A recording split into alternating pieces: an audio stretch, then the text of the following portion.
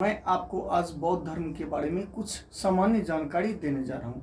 मित्रों, बौद्ध धर्म जिसकी शुरुआत 6ठी शताब्दी ईसा पूर्व में हुई और 6ठी शताब्दी ईसा पूर्व एक महान क्रांति का युग था।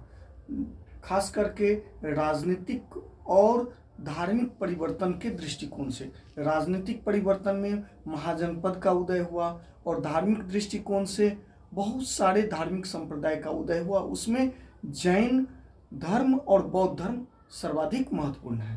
तो हम जैन धर्म के बारे में आपको पूर्व में जो है सो कुछ सामान्य जानकारी दी है। उसके बाद आज हम बौद्ध धर्म के बारे में कुछ सामान्य जानकारी देने जा रहे हैं।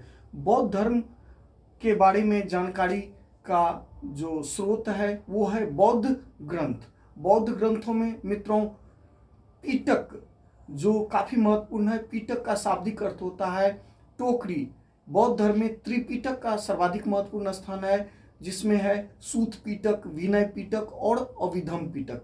इसके बाद दीपवंश, महावंश, मिलिंद पन्हु और बौद्ध ग्रंथ अंगुत्तर निकाय, जिसमें 16 महाजनपद की चर्चा है। उसके बाद हम आगे बढ़ते हैं। जैसे बौद्ध धर्म के प्रवर्तक महात्मा बुद्ध, जो जिनके बचपन का नाम सिद्धार्थ था, इन्हें शाक्य मुनि के नाम से जाना जाता है। और तथागत भी इनका जो है सो दूसरा नाम है। लोक प्रदीप भी इनको कहा जाता है। मित्रों, ये तथागत शाक्य मुनि जो भगवान बुद्ध थे, इनका जन्म नेपाल की तराई कपिलवस्तु के लुम्बिनी वन में आम्रकुंज में हुआ था। लुम्बिनी के आम्रकुंज में 563 ईसा पूर्व में वैशाख कृष्ण पूर्णिमा के दिन हुआ था। इनके पिता का नाम शुद्धोधन था, जो शाक्य कुल के क्षत्रिय वंश के राजा थे। यानी कि ये आपको भगवान बुद्ध भी आपको क्षत्रिय वंश से थे और ये इनके पिता कपिलवस्तु के राजा थे। इनकी माता का नाम महामाया था, परंतु एक सप्ताह के बाद माता महामाया के गोद से इनका जन्म हुआ और एक सप्ताह के बाद इनकी माता का देहांत हो गया। और इसका पालन पोषण इनकी माता इनकी जो आपको मौसी थी महाप्रजापति गौतमी, इन्होंने इनका पालन पोषण किया।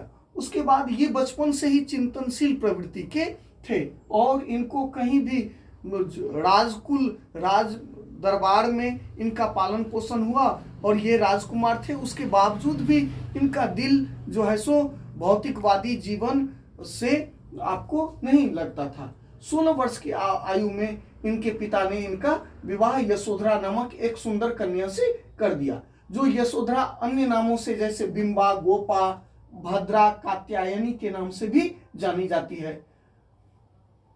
और उसके बाद इनको एक पुत्र हुआ, उसका नाम राहुल रखा गया, परंतु भगवान बुद्ध ने इसको मोह और बंधन का प्रतीक माना। उसके बाद इनके जीवन में क्या हुआ, तो 4 दृश्य इन्होंने देखा। किसने? महात्मा बुद्ध ने, गौतम बुद्ध ने 4 दृश्य, जो काफी हृदय विदारक दृश्य था और इनके हृदय को पूरी तरह से बदल दिया। 4 दृश्य में मित्रों एक जर्जर और एकदम समझिए कि वृद्ध व्यक्ति को इन्होंने देखा, और उसके बाद दूसरा एक रोगग्रस्त व्यक्ति को, तीसरा एक मृत व्यक्ति को उसको जो है सो ले जा रहा था लोग दाह संस्कार करने के लिए, और चौथा सन्यासी को इन्होंने देखा कि वो काफी खुशी मुद्रा में झूमते नाचते हुए गाते हुए भगवान का भक्ति करते हुए जा रहे थे। तो यह सन्यासी का दृश्य उनके मन मस्तिष्क मन पटल पे में समा गया और इसके बाद उन्होंने निर्णय किया कि उनको, और वैसे भी वो बचपन से चिंतनशील थे और इन्होंने सांसारिक जीवन को त्यागने का निश्चय लिया। यानी कि मोह माया और पारिवारिक जो इनका वैभव था, ठाट बाट था, उसको पूरी तरह से त्याग कर 29 वर्ष में इन्होंने गृह त्याग किया। इसको बौद्ध धर्म में महाभिनिष्क्रमण कहा जाता है। गृह त्याग की घटना 29 वर्ष में हुई, इसको बौद्ध धर्म में क्या कहा जाता है? महाभिनिष्क्रमण।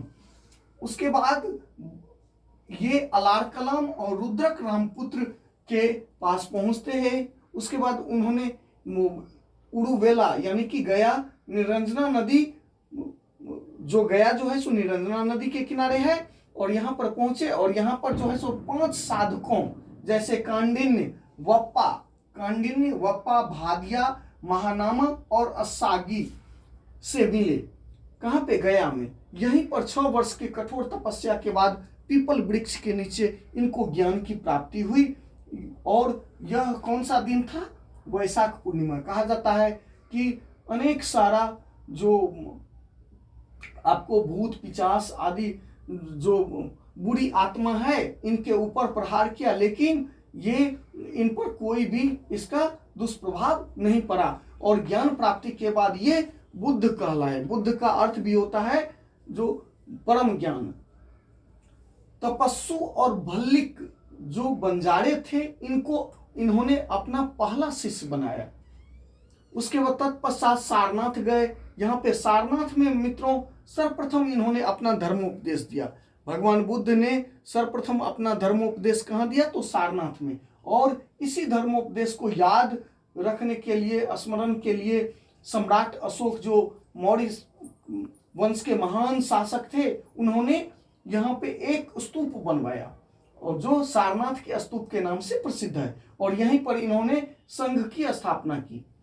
किसने? तो भगवान बुद्ध ने, गौतम बुद्ध ने। उसके बाद आनंद के आग्रह पर प्रजापति गौतमी, आनंद जो इनका शिष्य था, बुद्ध के शिष्य थे आनंद, इनके आग्रह पर महाप्रजापति गौतमी जो प्रथम नारी संघ में प्रवेश किया, प्रथम नारी थी जिन्होंने भगवान बुद्ध के द्वारा स्थापित संघ में प्रवेश किया। राजगृह में सारिपुत्र महामोदगल्यायन शिष्य बने।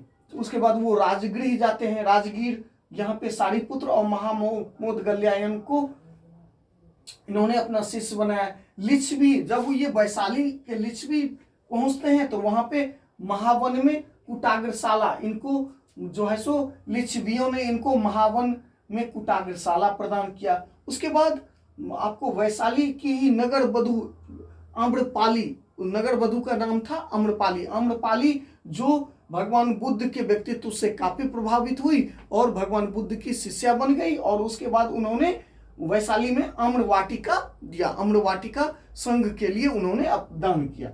उसके बाद अंत में सर्वाधिक उपदेश उन्होंने कौशल के श्रावस्ती में दिया।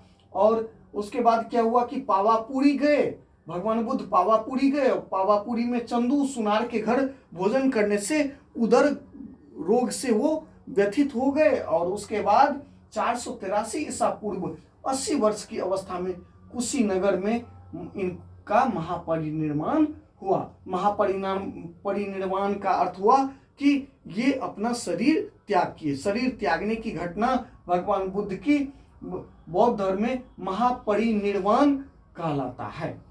थैंक यू मित्रों, बहुत बहुत धन्यवाद।